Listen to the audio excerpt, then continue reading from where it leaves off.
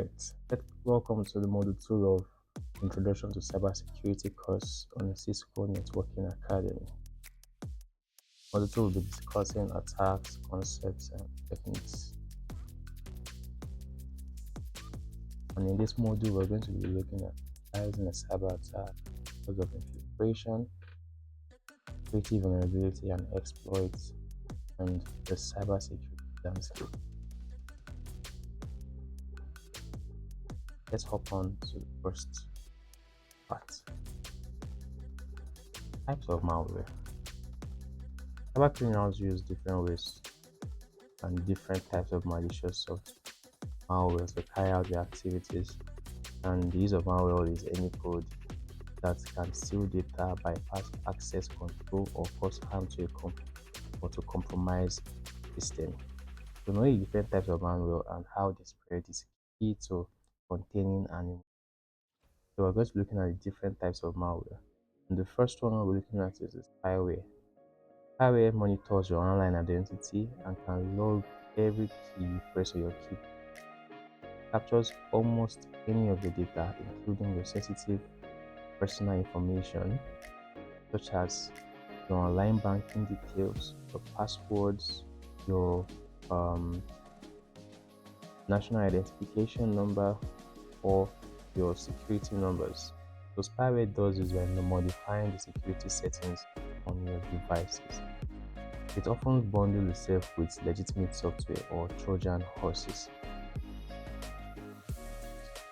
We also have the hardware, and how the hardware works is that it installs itself in some software versions, and this hardware is automatically designed to deliver advertisements to you as a user, most often on your web browsers. Have you ever noticed that on your web browsers you find out you see ads that are common to you, maybe something you love to buy, something you love to purchase, or maybe something you recently searched a moment ago? So that's an example of how hardware works. When you see it, it's hard to ignore when facing that constant pop-up ads on your screen. It's common for hardware to come with spyware. Another malware we have is backdoor. So this malware gains unauthorized access by bypassing the normal authentication procedures to access a system. So as a result, hackers can access sources within an application and issue remote system command. The backdoor works in the background and is difficult to detect. So when a backdoor is installed on your system, the malware is installed on your system that gives an attacker a backdoor access to your system. They can help you do stuffs without your knowledge. They can carry out actions on your systems without your knowledge. They can open software, install more virus malwares, install applications without your permission, send mails without your permission, because they have an access to your PC that you are not aware of. Next, we have the ransomware.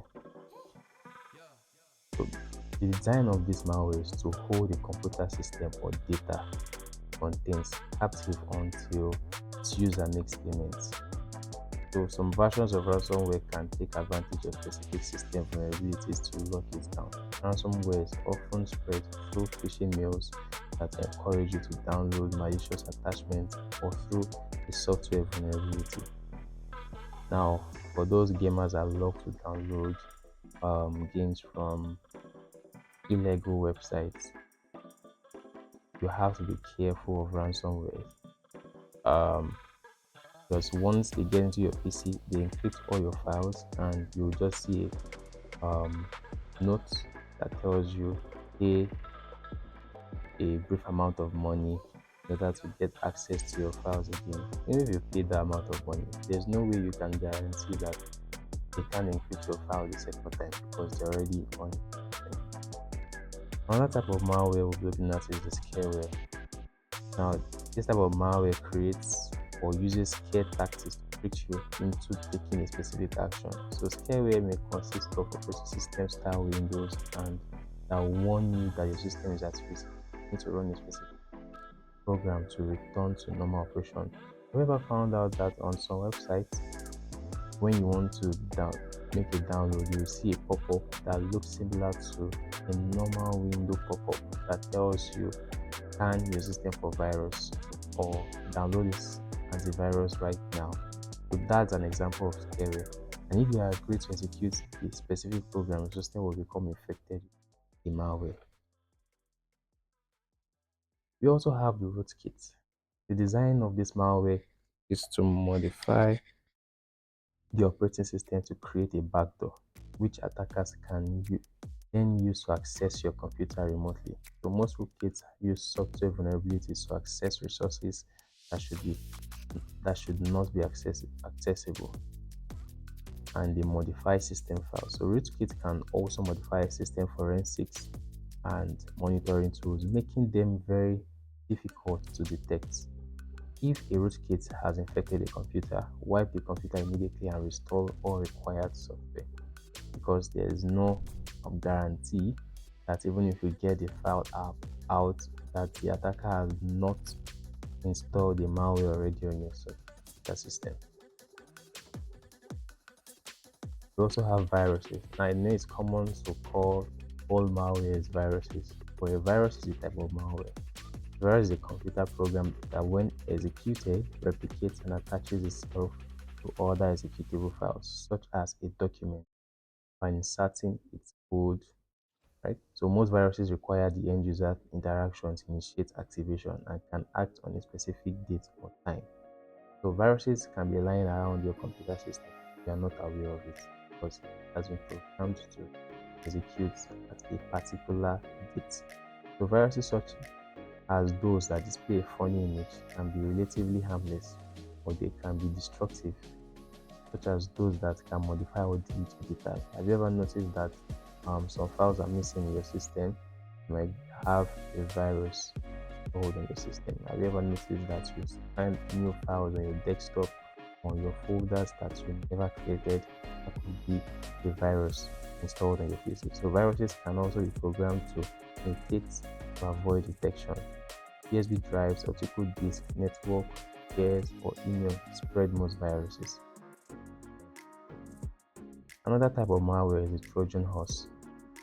So Trojan horses carry out malicious operations by masking its true intent. So it appears legitimate, but is very dangerous. Trojan exploits your user privileges, and image files are where you find them. So Trojan horses attach themselves to audio files, image files, or games. So unlike viruses, Trojan do not self-replicate, but they act as a decoy to sneak malicious software passed on threatening users. Just like I would always say and advise gamers who can't afford a legitimate copy of a software, it's good that you look out for Trojan horses.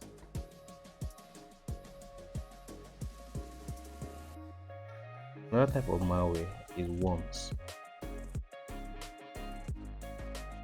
Worms are a type of malware that replicates themselves, and they spread from one computer to another. Unlike a virus that has a host program, worms run alone. Other than the initial infection of, they do not require user participation. Spread very quickly by network. Worms can spread from one as long as they are connected. The worms share similar patterns. Exploit system vulnerabilities, have a way to propagate themselves, and all contain malicious code. That malicious code is called the payload. Causes damage to computer system, cause lagging computer system. The worms were responsible for some of the devastating attacks. 2001, Code Red Worm affected over 300,000 servers across the night. Wow, that's a lot. So let's look at what are the symptoms of malware. How do you know that system has been affected by a malware? Regardless of the type of affected system, you can look out for some common symptoms. and some of them could be an increase in the usage of the central processing unit. So if you go to your um, task manager, you go to your PC monitor, you check your CPU usage, and you're not typically running any software program that requires a huge amount of resources. Your CPU usage, the high side, you need to start doing, or maybe you notice your computer freezing or crashing off. Maybe you see the blue screen of death often. Just know that you might have been infected with a malware. When you see a decrease in your web browser speed, it could also be as a result of a malware. When you see an unexplainable problem with your network connection, it could also be as a result of a malware. When you find that your files are being modified or deleted, not by, it could also be a result of old malware. You find out that the presence of an unknown file or program on your desktop or icons could also have been infected with the malware. When you find out that in your process explorer, the processes that are not attached to any legitimate software you install, that could be a malware running there. When you find out your programs turn off or reconfigure themselves, or you find out that you sent a mail and it wasn't you who sent that mail, just know that you might have been infected with malware. So these are just few symptoms you should look out for.